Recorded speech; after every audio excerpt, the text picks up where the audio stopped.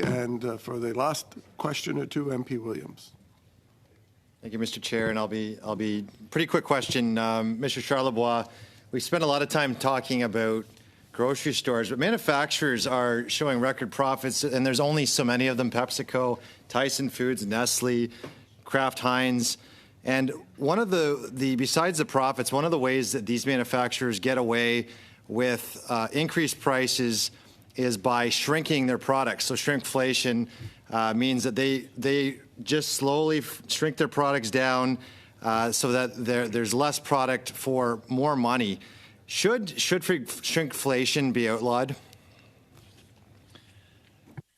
I don't think so. It is a practice that has been around for decades. My concern, I have two concerns about shrinkflation. One, I don't think we have some data at the lab showing that perhaps Statistics Canada doesn't really take into account the impact of shrinkflation on food inflation, generally speaking. So in other words, because it doesn't do that, and it does mention on a website that they do measure that, but we don't see the evidence of that.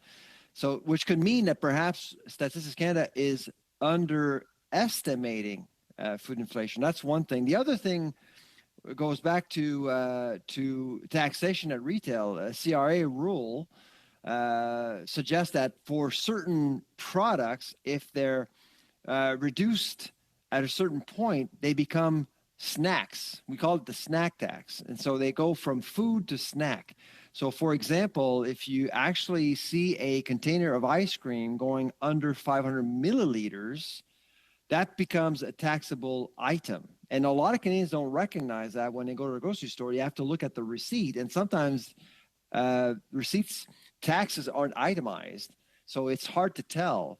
Those are the things that I think we need to address here in order for Canadians to understand what shrinkflation is actually doing to them directly, other than the fact that they're getting less for the same amount. But I do think that from with Statistics Canada and with CRA, there are two things that we need to look into more seriously.